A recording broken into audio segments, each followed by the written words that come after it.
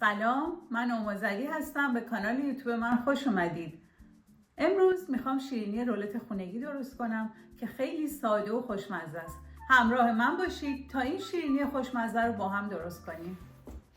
برای درست کردن رولت خوشمزه ما نیاز داریم به تخم مرغ 3 عدد، آرد 90 گرم، شکر 90 گرم، وانیل 1/4 قاشق چای خودی، آب جوش 1 قاشق غذاخوری، عسل 1 قاشق غذاخوری، بیکینگ پودر 1/4 قاشق چای خودی، خام به مقدار لازم. قبل از اینکه شیرینیتون رو شروع کنید به درست کردن، فر رو باید تو دمای 220 درجه سانتیگراد روشن کنید که از قبل گرم بشه. حالا بریم که با هم درست کنیم. اول باید زرده و سفیده رو از هم جدا کنیم.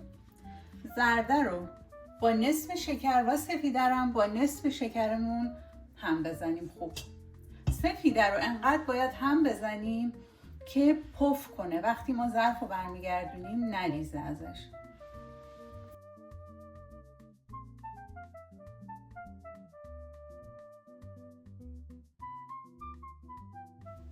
اینجا من وانیل و شکر رو به زرده ها اضافه کردم.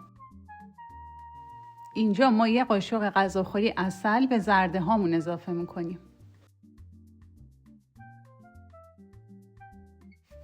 و 1 قاشق غذاخوری آب جوش باز به زرده هامون اضافه میکنیم.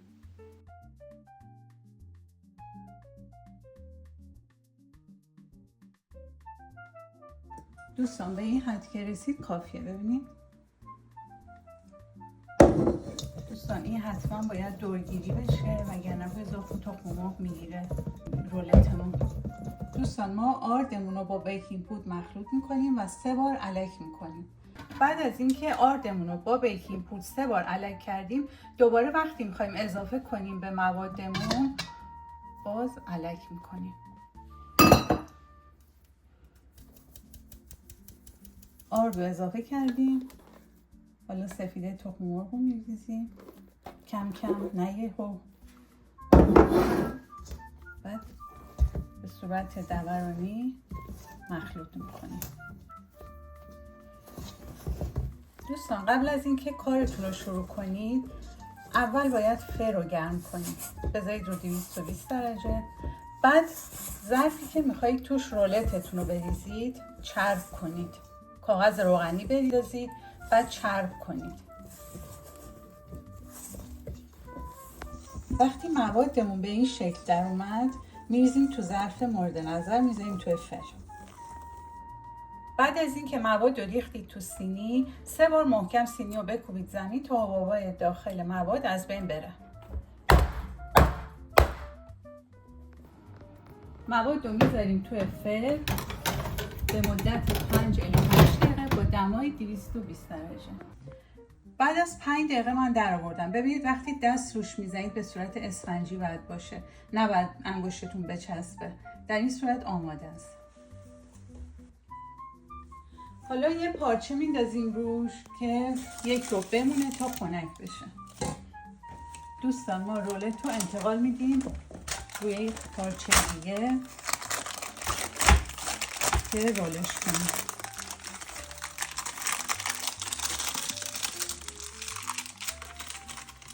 به این شکل رولش میکنیم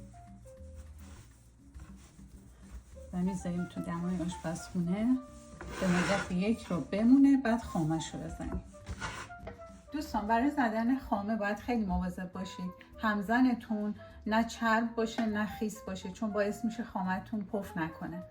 در ابتدا من اینجا چون خامه ها به صورت مایع است خامه رو میریزم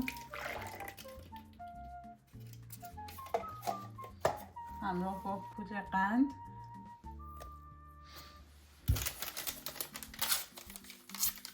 با وانیل شکری من دارم میریزم. شما هر وانیلی داشتید بریزید. بعد هم میزنید. ببینید دوستان خامه باید به این حد برسه. وقتی برمیگردونیم نریزه. حسابی سفت شده. حالا ما اینو میبریم میمالیم روی رولتمون. خب ما خاممون رو به همه جای رولت به طور مساوی میمالیم. خب دوستان، ما خامه رو به طور مساوی به همه جای رولت مالیدیم. حالا رول میکنیم.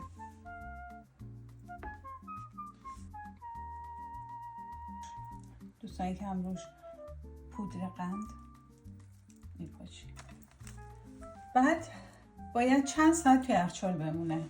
حتی شده 1 روزم بمونه خوبه، ولی اگر نمیتونستید چند ساعت بمونه کافیه. خب دوستان، رولت ما آماده شد. امیدوارم شما هم درست کنید و خوشتون بیاد. اگه هر سوالی داشتید حتما برای من بنویسید، من با کمال میل جواب میدم. تا ویدیوی بعدی، خدا نگهدار.